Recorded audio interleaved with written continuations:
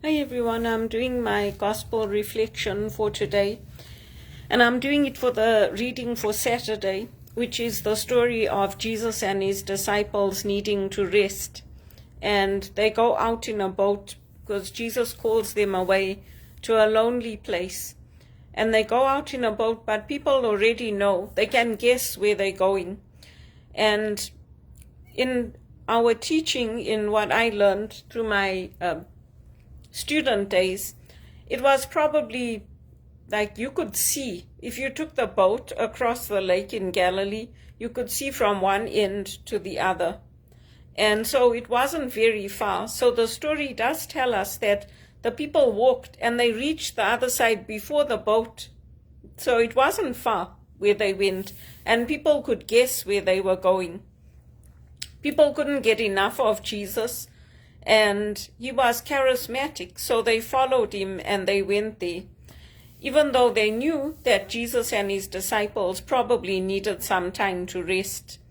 And so that is with us too. Sometimes we feel like, okay, I'm tired, I don't want to have to deal with this, but we find the strength to be there for others, to minister to others, to help others, even though we have our own problems and our own need for rest.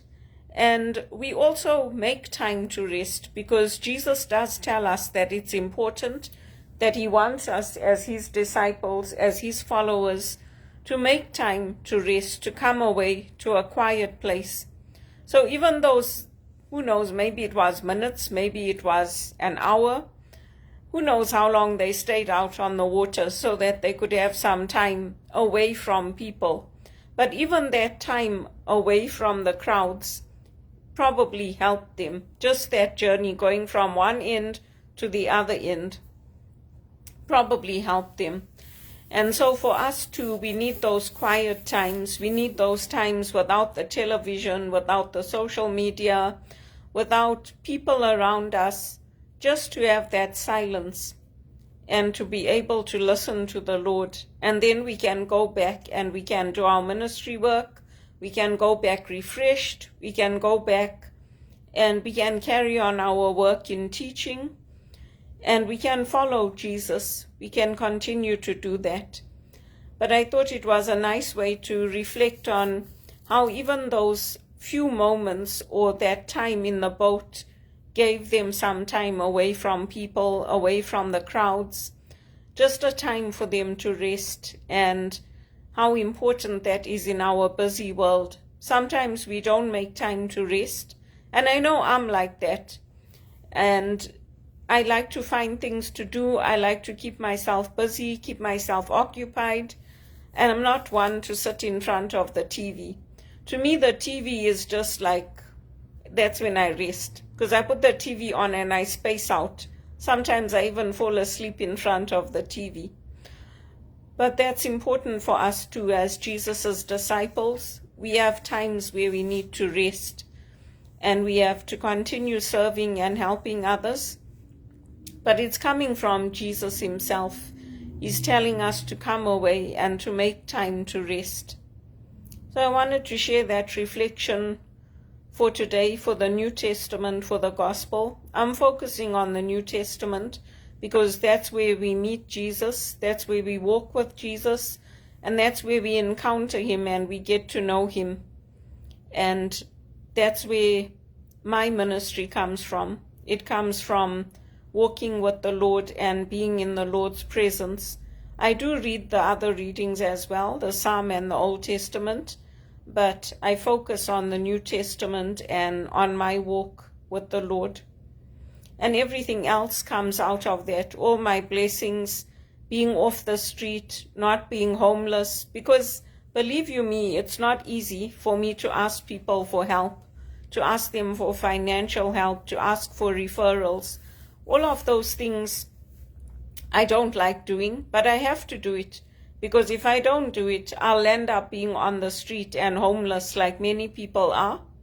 And even we look at St. Josephine this weekend, and how as a child she was taken into slavery. That could have happened to any of us in Africa. because slave trade has not died down. It's still going on. And sometimes the parents take their children into that slave trade. They give their children into that, into child marriages, into saying, well, there's nothing else. Where's the money going to come from? They do it. And even now we're looking at, in today's world, we're looking at all these Epstein files and Epstein cases. And some of the richest people in the world, the most wealthiest people in the world, who were taking their children there. Because why? He was a financier. So for them, it's the prestige. Oh, you get to be with this guy. He's got lots of money, so we'll take you there and you can get to meet him. They do it. It's not, I'm not making it up. They do it, and now there's a real case showing you that it happens, that they do it. They do it with celebrities. They do it with kings and queens. They take their children and they put them into those awful situations. And poor Saint Pahita, she was treated so cruelly, and her case is documented.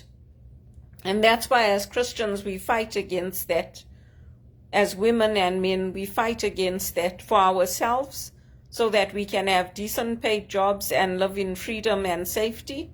And we fight for it for our children. Because my mother never let anybody take me and put me into the sex trade or put me into slavery in childhood. She fought to keep our family together. Even when the family offered to take my sister, my dad's brothers, they like my sister. They like her more than me. They offered to take her to America. They wanted to take her. And my mother used to sit and cry, and she used to say, I don't want them to take her. And I used to tell her, don't worry, Mom, they won't take her. She said, no, they want to take her. They want to take her, and they want to live with them in America. My mother fought. She fought against them for my sister to stay with us. Then afterwards, when we were big, my sister got married and she had her own family.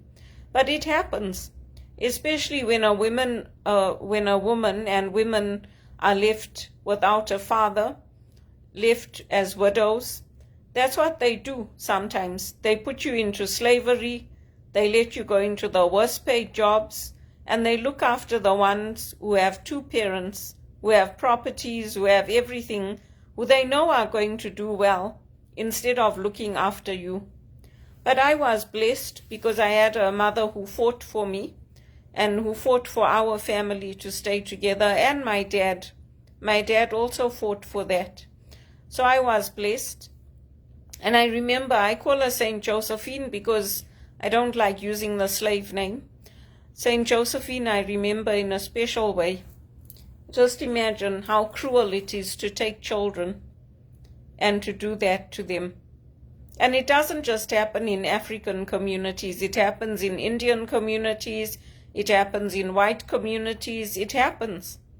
So I was blessed to grow up in what was Rhodesia, present-day Zimbabwe, where the children were looked after and the children were protected from that kind of evil.